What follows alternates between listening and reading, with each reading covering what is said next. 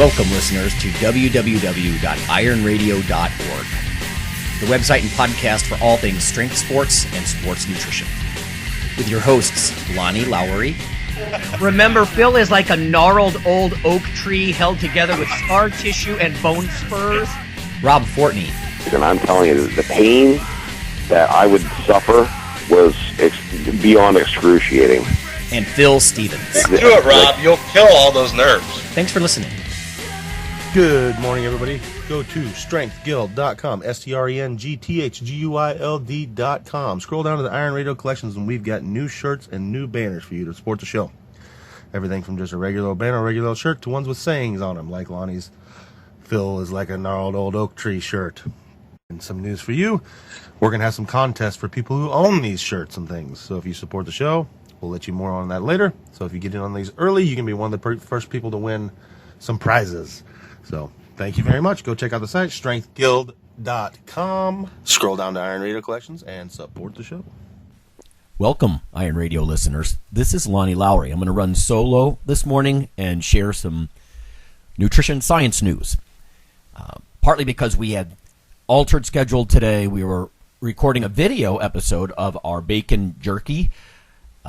So Mike and Phil are going to join in after the mid-show break. So if you don't really want to listen to a bunch of science news, then just check in about the midpoint of the show. We're going to talk about arms. Welcome to the gun show is what we called it. Just tips, stories, how to build big arms, what makes them look big, what not to forget.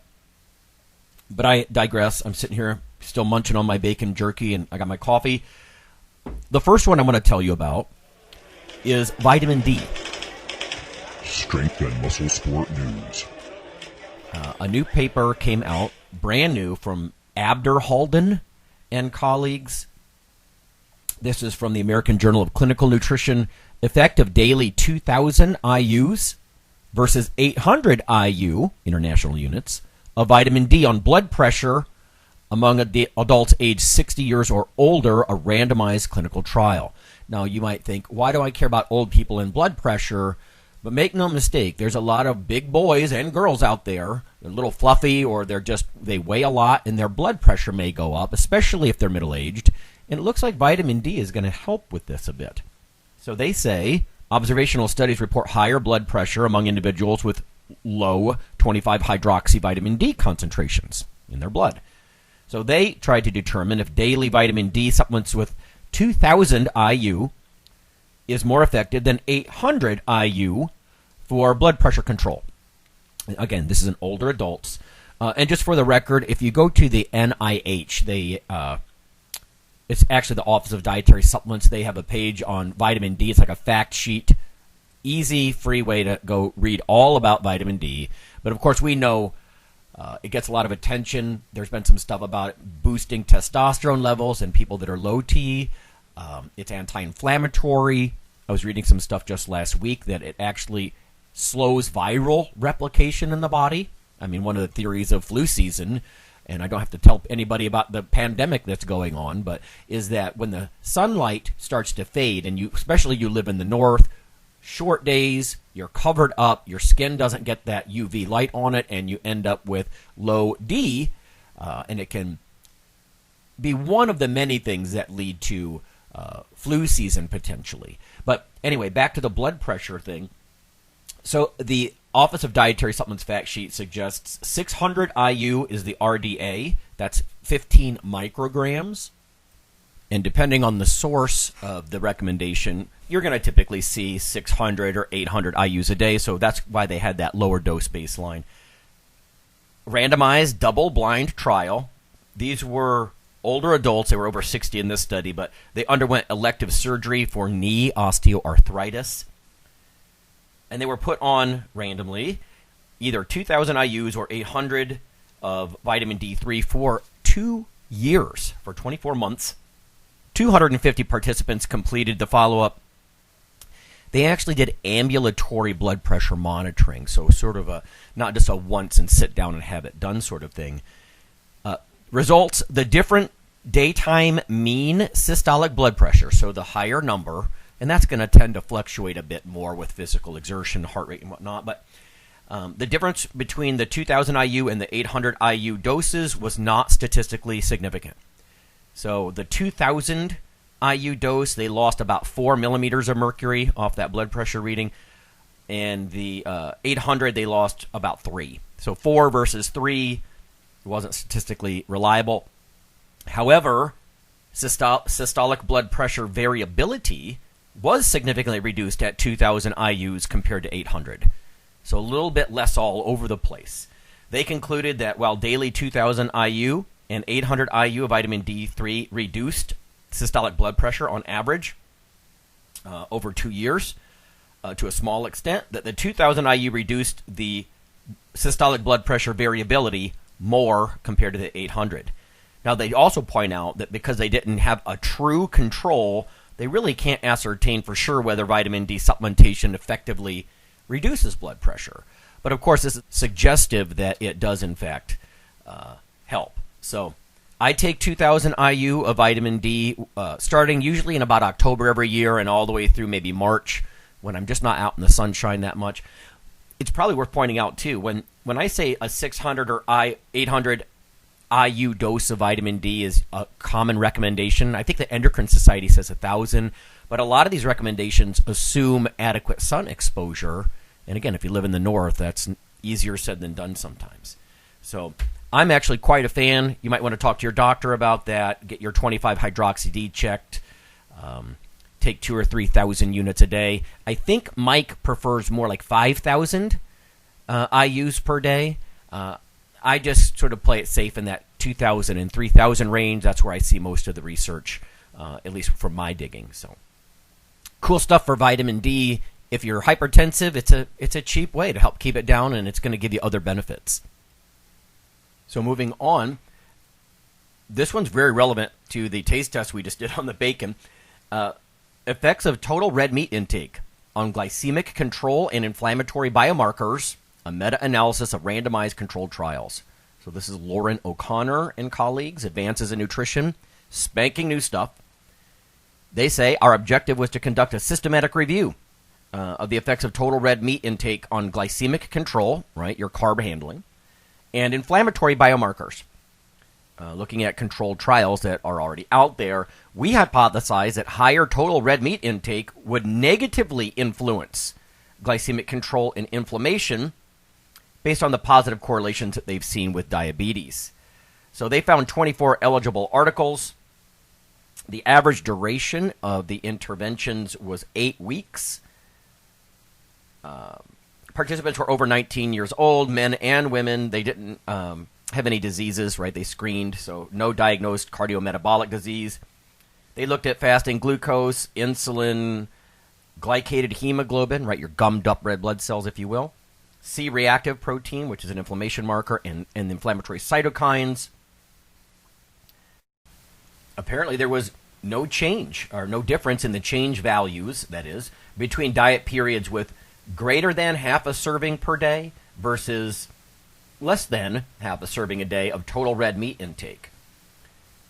And there was no dose-response relationship. In other words, more and more red meat didn't lead to more and more of anything else. So total red meat consumption for up to 16 weeks, in conclusion, does not affect changes in biomarkers of glycemic control or inflammation in healthy adults. Very interesting stuff. We look at some glycemic markers with coffee in our own lab, so that was interesting to me. And again, since we're going to taste test this month the Jack Link's bacon jerky, in fact, maybe some of you did it, bought it in advance to do it along with us. At least this study suggests not a big problem when it comes to carb handling and things like that.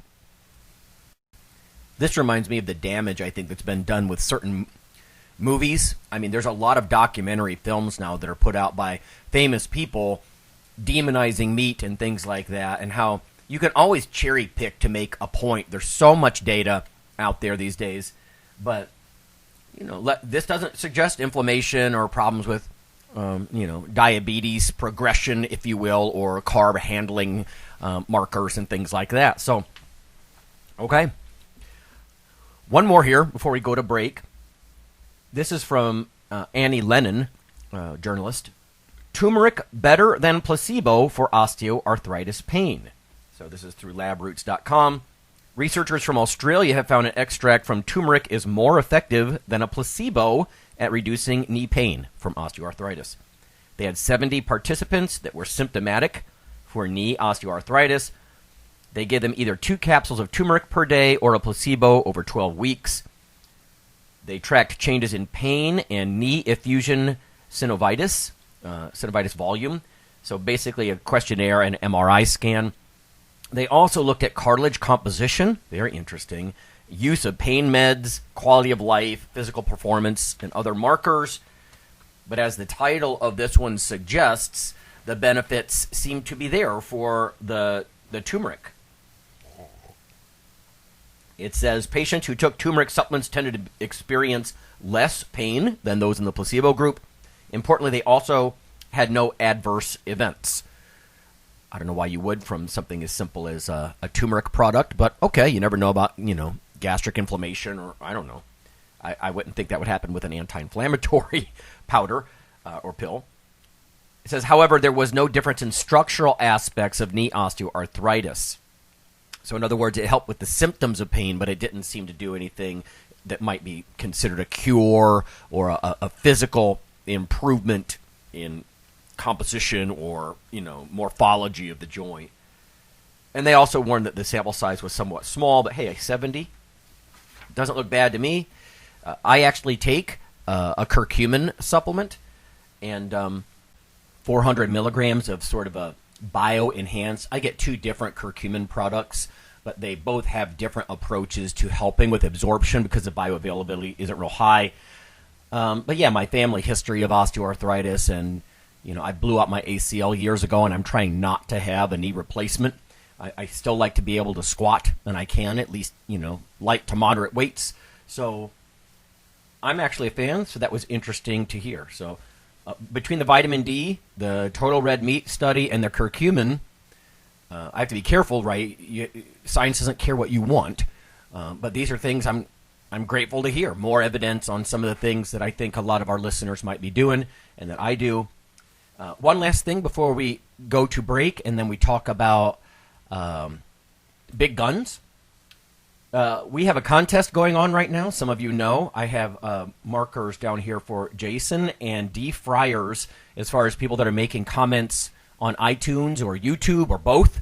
If you make comments on both, we're going to send you a T-shirt. We've got some cool T-shirts left over from the Arnold 2020, which is sort of going to be a landmark year, right? Because it was so weird because of the pandemic and everything. And we'll just give you one. So all you have to do is make a comment on one of our taste test videos, like the bacon one that's coming up.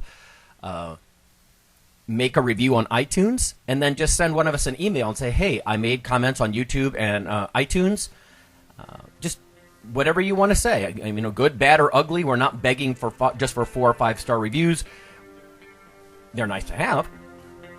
Also, I should mention Brown River made a comment on iTunes, and I appreciate that. So that's how you do it. We have a box of T-shirts, and I'll send you one if you make some comments for us. So that's sort of the contest that's going to go through October 14th. At least that's the plan for now. So get out there and make a review if you're interested in a cool Iron Radio shirt. It's got like a barbarian on the front kind of thing, and it's pretty cool. All right, so that's it. Let's go to break, and when we come back, it's going to be Welcome to the Gun Show.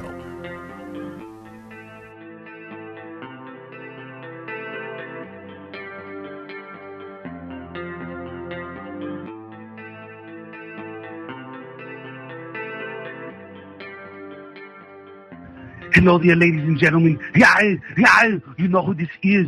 So I'm here to tell you about Dr. Mike T. Nelson's new book, Why You Should Eat Keto. I don't do it because, look at me, come on, I'm fabulous and I'm fantastic.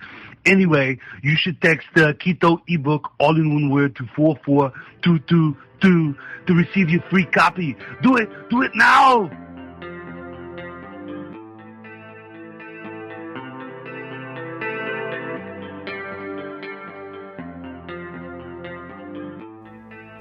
Okay, listeners, after more than a decade of joining us on the podcast airwaves, you can now also become viewers on YouTube.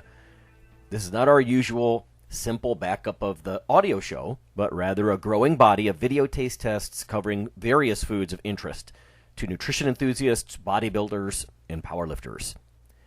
From within YouTube, simply search for Iron Radio Taste Test or Nutrition Radio Taste Test.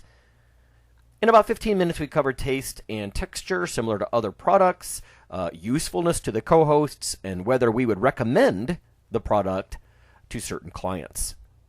You may even want to watch our podcast feed or Facebook group for which products are coming down the pike so you can taste test them with us. Join us for this new monthly project.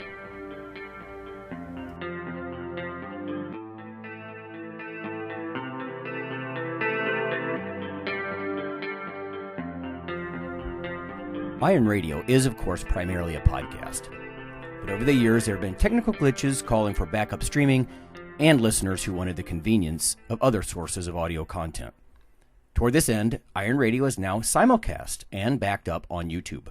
If needed, please search Lawnman07 or Iron Radio from within YouTube. There's not much video, but if you like to listen through YouTube on a Roku or other living room device, there you go.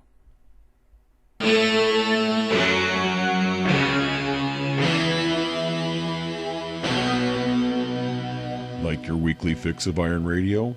In addition to being a popular institute on iTunes, we are also on email. Simply go to www.ironradio.org and sign up for the voluntary email. You'll get a once per week email, no more. That's little more than the show notes and a link to the audio. So go for it.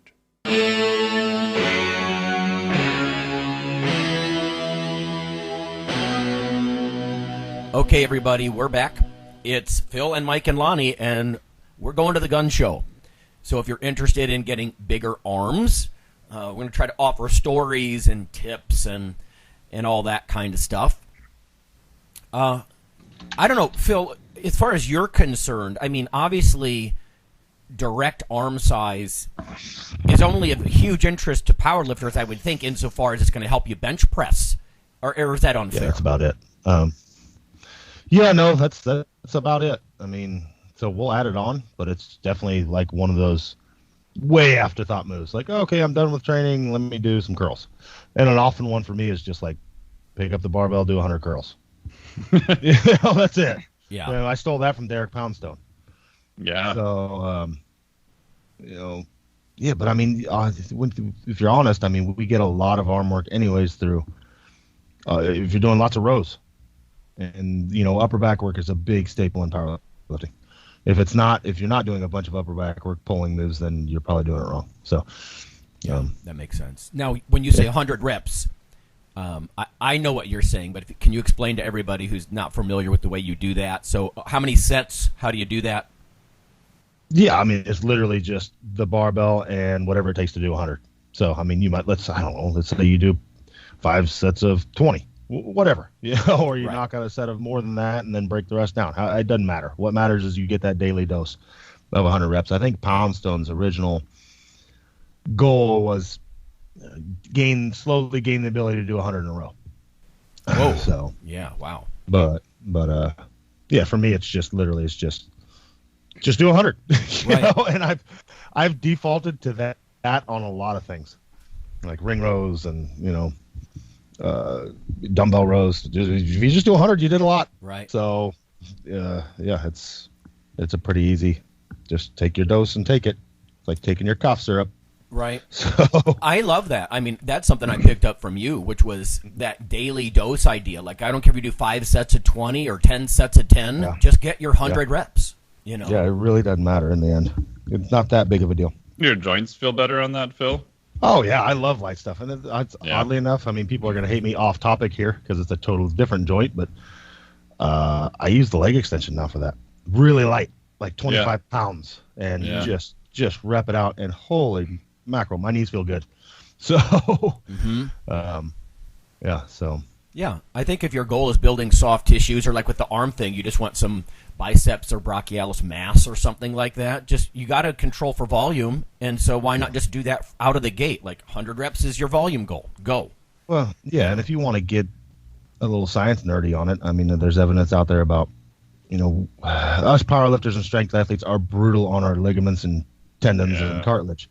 So getting that high rep lighter work in could be of a huge benefit. Totally. So soft tissue in general. I think that's where Poundstone's deal came from with that, was trying to stop some of the bicep tendon ruptures. Yeah. Of stones and things. So. Okay. Yep. Right. Yeah. Exactly. I've been slightly off topic, but when I get really beat up, I'll take collagen, 15 grams, 40 to 60 minutes beforehand. That's from Dr. Keith Barr and Shaw's work, that it may help recover of soft tissue. And then take that same principle and just do, 5, 6, 7 sets of full body, almost like it looks like circuit training, but my heart rate's not getting super high. And I'm just hitting reps of 10 to 20, go to the next exercise, 10 to 20, next exercise. And I'm not trying to make it a circuit training. I'm just trying to get, some blood flow, maybe some movement, a little bit of muscle, maybe some tendon recovery. And like the next day, I'm like, wow, I feel a lot better. Yeah. Right. There's even that stuff from, was it Stu Phillips' lab that, or was it Nick Bird? One of those, they were looking at basically like high rep sets of 20, 25 reps. 30% of 1 RM. Right, 30% of 1 rep max. Doing really good stuff for protein synthesis, and like you guys are saying, we're not just talking about muscle bellies, it's soft tissue in general. It just makes sense. Yeah, and that work they did go to, for all the PubMed ninjas that are going to crucify us, they did go to failure on most of that. So if you are doing that for purely muscle growth, you may have to push it a little bit more than what we're talking about, but same idea. That's right. Yeah. I just made a mental note at the time when I read that. It came out to, I think, 23 reps was like the average number of reps where they failed. Yeah. Yep. Yeah. So I guess I don't really have to ask the question about direct arm work. Phil, you do have your people do some direct arm work. Yeah. Oh, yeah. Yep. Yeah. Mike, what about you? Same thing? If you have fitness competitors or bodybuilders and stuff, I've even heard some people suggest on bodybuilding sites. I know some of the past publications we've all written for, there's been articles about people suggesting different strength codes. You don't even need direct arm work. If you're doing like close grip benching or benching at all, there's your triceps work. And if you're doing upright rows or dumbbell rows, like you were saying, Phil, you don't need the biceps work. But Mike, do you have clients that you really got to program some direct arm work, or? Yeah, it just depends on their goals. I mean, if it's more general population looking for other adaptations, not necessarily physique, I may not program a lot of arm work just because it's not a priority. Kind of like Phil, I have them do a lot of rowing and pressing, so they're getting a lot of work. I tend to spread the stress out a lot over the course of a week. So they're getting a lot of overlap Monday, Wednesday, Friday, sometimes Saturday. Yes. But for other people, if it's their goal, especially for fitness competitors and physique, yeah, I'll have them do specific arm day. I mean, in some past competitors, even when arms were kind of a weak point, I'd have them do some direct arm work twice a week. I'd start with a compound-like exercise. Maybe it's close grip chin-ups and overhead press, and then we go into more arm specialty stuff then. And usually they're having a kind of more upper body focused day, kind of a push-pull day too. So they're getting some arm work like 4 or 5 times a week if they can recover from it. Mm-hmm. So it just depends on the goal and what they're trying to do. For other competitors, I also look at, or like you guys were saying, injury risk. If they're doing obstacle course racing, they're doing strongman. As Phil knows, the bicep can be in a precarious position, especially with stones, and tires are usually the main ones. So with that, even if it's an advanced athlete, we'll work them up to this, obviously, but I'll have them do a chin up, come to the top, and then drop and try to stop about halfway. Again, that's an end, an end progression. I don't want people to start there right away. Start with some slow eccentrics and try to pause a few things. But I'm basically trying to simulate a safe impulse load on the bicep and hopefully reduce the risk of injury. Obviously, if you're trying to catch and curl a 600 to 800 pound tire, that's probably not going to do it. But, get a little bit more open, work in that area. Also do a fair amount of open palm work if they're doing a lot of stone stuff. Mm-hmm. So gripping, plate curls, things of that nature to make the wrists and the fingers stronger so they can actually grab it at the bottom. When you're picking a stone up, people forget that a lot of times it's an open hand finger finger strength exercise too. And the arm is going to be fully extended, so the bicep can be a little precarious position. Yeah. Yeah, good point about some of the eccentric stuff. I mean, eccentrics would be almost another approach. If you didn't want to do huge volume, you could literally do like 5 sets of 8 with negatives with a pretty heavy load. Obviously, you're not going to super heavy load your biceps in the way that you would your lats or your quads or something, I guess. But and I've always done the same thing you just said, Mike, was twice a week stimulus. Like, I started with push-pull, but then I would actually rearrange my body part splits when I was trying to build mass. So I was doing bench pressing on one day. Obviously, that's going to be some triceps work. And then my direct triceps work was another day.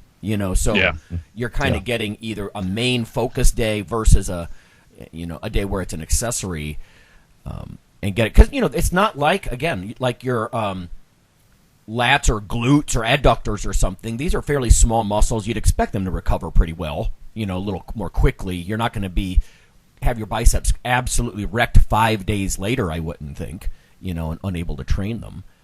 Have you guys seen that? That in general, I find that smaller muscle groups just seem to recover faster. Oh yeah. I've never really seen any literature on that. Maybe somebody has some, but like even every coaches, trainers I've talked to, like everybody kind of agrees on that, and I don't understand. I've even tried to, like I said, some competitors have done just literally a whole arm day. They could come back and most of the time do some pressing or something the next day or within 48 hours. Yeah. I would separate it by 2 usually. Yeah. Get it like twice a week or something like that. And you're right, because by contrast, we've all, like, if you do an unusual high-volume squat workout, or like Phil, when you went to, was it Colorado and you did the bodybuilding stuff, I mean, back or legs, you can be freaking crippled for the better part of a week. Days. Yeah. Yep. Brutal. Yeah. No, and another thing to think about, and it's something that was always preached to me early on in strength sports was, especially in, strongman with all the pressing overhead, powerlifting with benching, it's a lot of tricep emphasis. And your body kind of wants balance. So if you're really hammering your triceps and making them really strong, you're going to need to do some direct bicep work. You want the biceps to come along with them so that joint's balanced out. You don't want this tricep that is so many more times strong than this bicep that can't hold it in place, type of thing. So that was always preached, like, to us. I mean, same thing with your back. I mean, you press off your back, so it only makes sense that you want a big, strong back to balance out your chest so you're not totally internally rotated and gorilla postured. At least you fight that as much as possible. I think most powerlifters are going to have some degree of internal rotation, but, same thing with your bicep. Yeah. And, also with the triceps, I mean, I was always taught that triceps is 2/3 of your upper arm. I mean, mass-wise, that might be an exaggeration a little bit, but, that's a lot of the mass, and I think so many people, to your point, like almost like the male model look, where they're all biceps and pecs, Yes.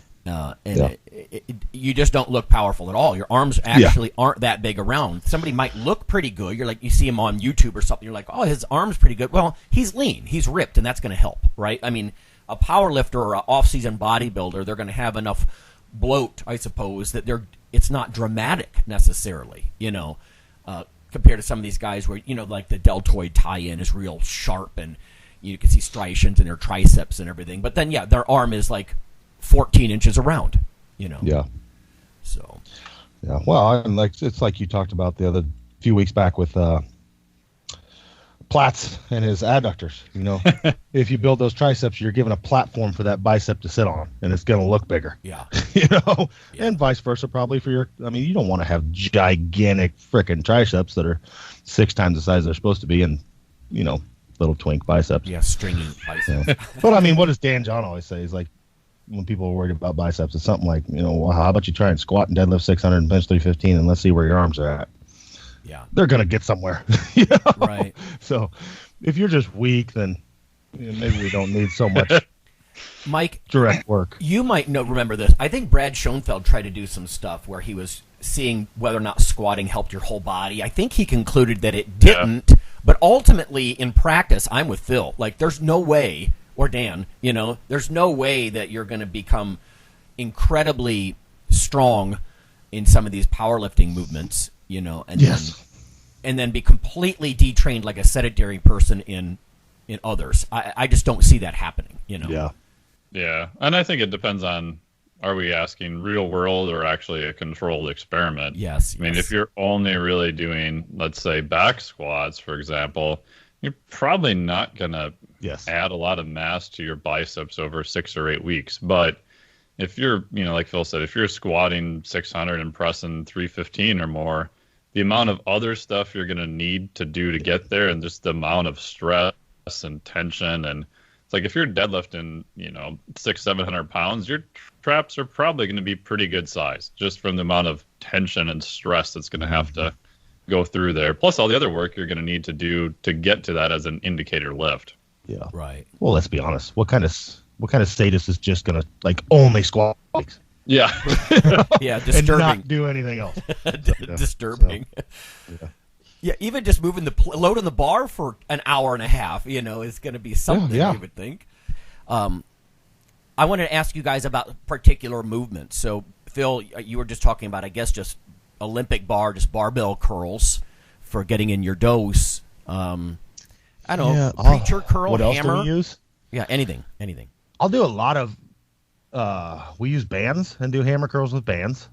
I think that's a good one because basically you got that accommodating resistance thing. So basically, a curl usually gets easier at the top as you pass that, you know, range of motion. Mm-hmm. So we'll do it with bands. I do drag curls. I have people do drag curls. Yes, those I like those. They make it exponentially harder. So and you really get it into the bicep a bit more.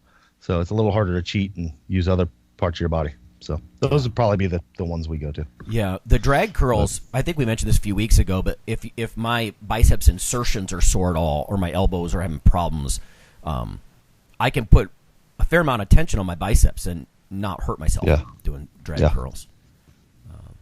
Mike, you're always creative. What do you have in store for your clients? Yeah, I kind of do.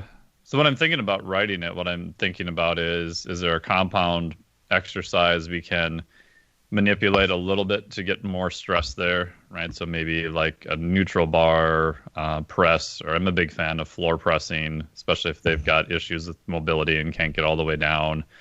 Like I said, chin up, maybe move your grip in a little bit if they've got the mobility in their hands and wrists to do that. And then after that, just, you know, old school conventional stuff. Again, what are things you can probably get a fair amount of load, like Phil, you know, Olympic, just straight, you know, or easy curls. And then similar to Phil also, I like cables or bands because the profile is the opposite, right? So you're doing a curl, the top is going to be easiest. If you're doing a cable, you still have a fair amount of tension at the top. So I'll do those as more finishing. I do like a lot of higher rep stuff for triceps. If people have a power rack, the pulley from a Mark Spud is really awesome. I like that a lot. Got one about a year ago. I've used it more than I thought I would, just for doing press downs with different shaped handles and just having a cable and normally a power rack setup, so you don't have to go to the gym is nice. And then outside of that, again, depends on what they're trying to do, but I do like changing hand positions. So going to more of a hammer grip, and then you can play around with the width that you're doing also. You can also play around with the implement that you're trying to lift. So one of the ones I like a lot for beginners, because they don't get much shear stress through their hands or their fingers, is to do a hammer curl, but wrap a towel through a plate. If you've got the plates that got like the big holes in them, or around a kettlebell, and then do a hammer curl that way. So you've got to kind of crush grip it, but it's trying to pull your fingers in an odd position. So a lot of people are just, their hands are too used to being on a keyboard. And then kind of my go-to, which I haven't used for a while, is if people have just like 10, 15 minutes, is a decline. You've talked about this, Lonnie. A decline overhead, like head hits or skull crushers or whatever you want to use. I find having a 30 or 45 degree decline works good and tends to take some stress off of the elbow. And then just marry that with either straight palms up curl or reverse curl. Just alternate back and forth between those two for like a density block of 10 or 15 minutes, and that works quite well. Yeah, I'm hearing a theme between what you guys are saying and what I was thinking about myself, which is it's not just direct like isolation bicep work, right? Biceps, but you're going to get in a little bit of that like brachioradialis stuff, like doing reverse grip or hammer curls. I think the incline bench is just solid gold, because whether you're doing hit heads or skull crushers or whatever on a low incline, it just kind of gets that triceps in that much more of a stretched position. And then if you put it on a steep, incline on a bench like that, you can lean back and do the profanity curls that I talk about all the time. I think if I had to pick one thing I could only do the rest of my life, it'd be negatives. It'd be those profanity curls, right? Because your arms are kind of drawn back because of gravity. You're leaning on that incline on the utility bench, and just do, sets of like 8 reps with 4 count. And, you can't even use real heavy dumbbells. I just use like 35s or 40s, literally, because by the time, you get to rep 8 with those 4 counts, you're just screaming profanities, just brutal. But working a muscle in a stretched position like that with negatives causes a lot of soreness. But of course, that's growth, satellite cell activation, all that stuff, and it's just a far cry from what I used to do when I was a kid. I mean, it's like dumb story, but when I first started going to the gym, they called me the walking biceps, because I would go in and do 10 sets of 10 preacher curls every day. Yeah. And my arms actually grew, like, how could they really not, I guess, when that's all you're freaking doing? But, I kind of learned pretty quickly, how about I mix it up and train, slightly different angles and planes, and, get the stimulation of accessory muscles and all that kind of stuff. But a tip I have, I'm guilty, like really guilty of, like, I literally just don't care about biceps. So I tend to, I'll find myself not doing them, because I just never got much out of them. But so what I started doing was, like, while I'm coaching or while I'm training, I just try and make it a habit of just walking past the barbell, grab it, and do 10 or 20, just all week. Mm-hmm. You know what I'm saying? Just to make me get some in. And if you add it up over the week, so it's, okay, he did 2 sets of 10. But if you add that up over 6 days that I'm in the gym, and each time I'm there, let's say I'm there 2-3 times a day, it's a lot of volume.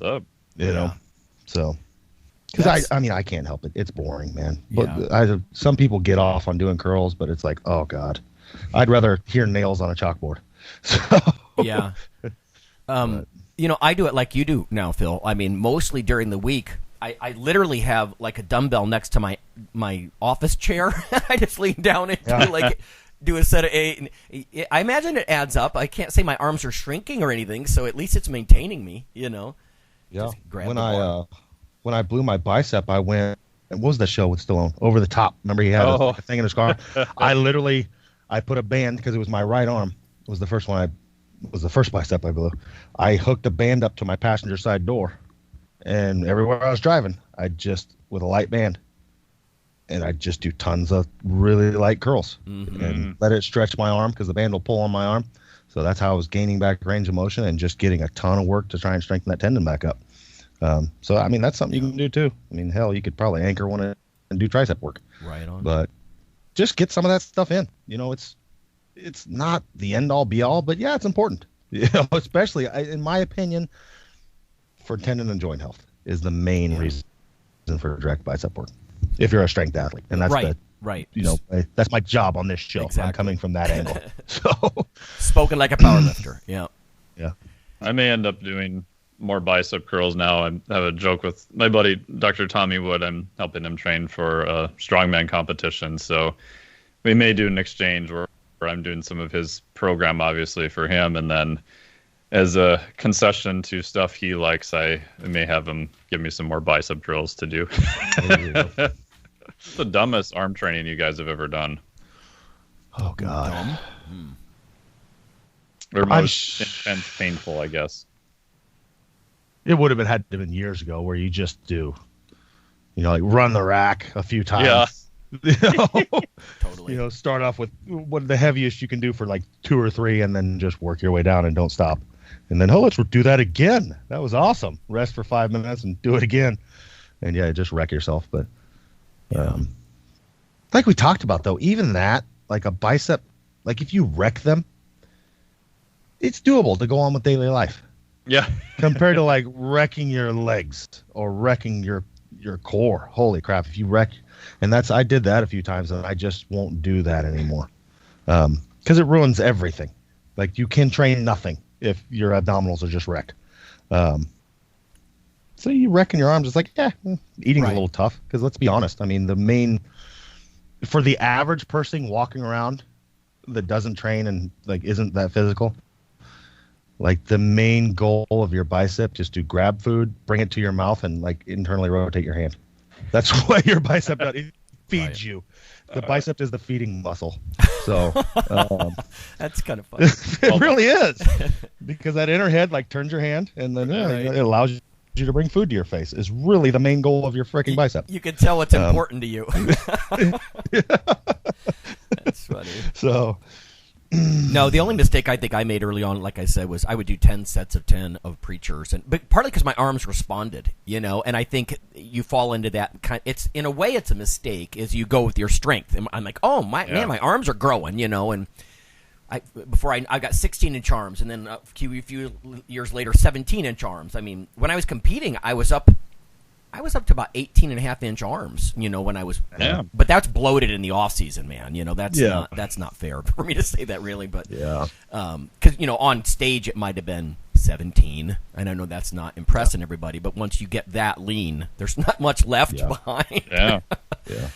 But you're talking about run the rack, Phil. But I think I would learn this, but I did this actually like a year and a half ago. We went on a cruise ship with the Carrick Institute. So my good buddy, Dr. Freddie Garcia, who has huge arms, he's like, yeah, we should go to the gym and train arms on the cruise ship. I'm like, okay, sure, whatever. We were training anyway. So I'm like, so what do we do? He's like, oh, let's do run the rack. I'm like, okay. So I'm the first one up. So you start with the, 15-pound dumbbells, and, we're just doing straight, dumbbell curls, go all the way up to the 45s for, like 8 reps or whatever. And we finished that, and he's like, no, now you got to go all the way back down, man. I'm like, oh, God. So we went all the way back down again. That was one set, which took like 10 minutes per person to do, and you're just excruciatingly painful. I think we did that like all the way through, up and down, like twice, I think. We're just curling for like 35 minutes straight, basically. Oh, my God. And we were both so wrecked after that. For stubborn arms, my arms are sore. I think if you got stubborn arms and they won't grow, a shock technique like that might be the ticket for you. Yeah. Yeah. Oh yeah, and I'll be 100% honest. Like I said, I don't like arm work, and my physique shows that. If I have a weak spot, it's my biceps. Yeah. But the fact is, I don't care. Come tell me that, and I'll be like, oh, that's nice. Out squat me. Yeah. Right. Right. But on a cruise ship, I did one cruise in my life, and I tried to squat on it. That was a mistake. Oh, it feels weird. Yeah, you're all over the place. It's like, I you don't realize the boat's moving that much until you try to squat. So, okay, well, I mean, I guess that's some stuff for people to chew on there. Literally, some shock techniques, some of our favorite movements. I mentioned the incline hit heads, but to me, any lying triceps extensions, I just think that's the squat of the upper arm. I think I'd be remiss unless I emphasize that a little. Hard on your elbows, hell yeah, right? But and maybe don't listen to me because I tore my triceps doing heavy hit heads once. So yeah, and I blew both my biceps. So see, maybe you shouldn't take what we say with a grain of salt, everybody. Yeah, it's worth mentioning, everybody. If you're listening to this show right before this, we recorded another one of our reviews. So if you like bacon, go on YouTube and catch that. Yes. So yeah, good call. I was just eating some, and I was hoping that Mike would keep talking while I stuffed my face with bacon. Yeah, I got some bacon stuck in my teeth right now. Right. So. Yeah. Getting his bicep workout, feeding. I was exactly right. See, I got. You know how many curls I get in a day? Tons, thousands. That's right. Volume, bro. Bacon curls. Right. You want to curl more? Cut your food into smaller pieces. Get more reps. More reps. Can we sell like super heavy utensils for lifters? There you go. That'd be fun. That's 5-pound forks. That's a good idea. You can incrementally load them. Yep. A little plate you add onto them. Run the rack with forks. Yeah. I'm up to a 5-pound fork. This is horrible. Like a buffet for the lifters, like the trays weigh 40 pounds. You got to carry your 40-pound plate over to the buffet. And Nice. Right? There you go. You could do accommodating resistance, start tying bands so it gets really hard when it gets to your mouth and you're on a diet. Get that last 4 inches. I just can't eat it anymore. Why, you're not hungry? No, I'm freaking wore out. I can't get the fork in my mouth. So, Earn do it. another rep. Yeah, earn your calories, man. Yeah. Right. All right. All right, guys, I'm going to go squat. All right. Have fun. All right. Yep, catch you later. Yep.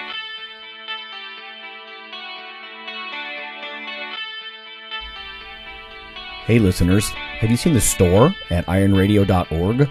There are 3 halls in the store. One for Phil, one for Fortress, and one for myself, Dr. Lowry, and they're thematic. So you can go into our Halls of Iron store and choose based on your goal. If you need something to learn or read or something nutritional, you can look in my store, Lonnie's store. If you want something about injury prevention or competition, then take a look at Phil's Hall of Iron.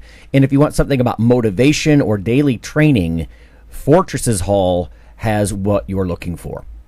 There are some fun, heroic descriptors as you browse through the stores. We try to make it a little more fun than the average boring online store. And whether you're a novice lifter or someone more experienced, you can take heart that you're not wasting your time. The things that we put in each Hall of Iron are actually based on our own recommendations. Protein powders that we know to be good, knee sleeves, wraps of some kind, things that Fortress uses in his own training.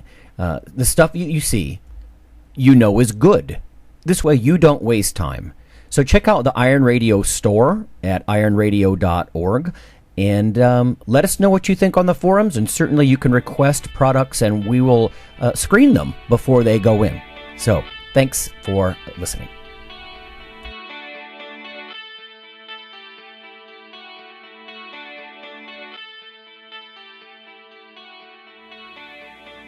Iron Radio is accepting donations. If you like what we do, the professors, the scientists, the bodybuilding show promoters, the athletes themselves in powerlifting and bodybuilding, please consider making a donation or maybe buying something from the ironradio.org store. We also are accepting supporting members. So for $4 a month, which is frankly less than the bank sneaks out of your account in fees, you can step up and support a form of sort of public radio for the bodybuilding and powerlifting and strength community. The Iron Radio podcast and all of the audio on ironradio.org is for informational purposes only. If you're interested in starting a diet or exercise program, it's important to check with your physician. Also seek the help of registered dietitians, athletic trainers, and qualified exercise physiologists in order to make the progress that you need.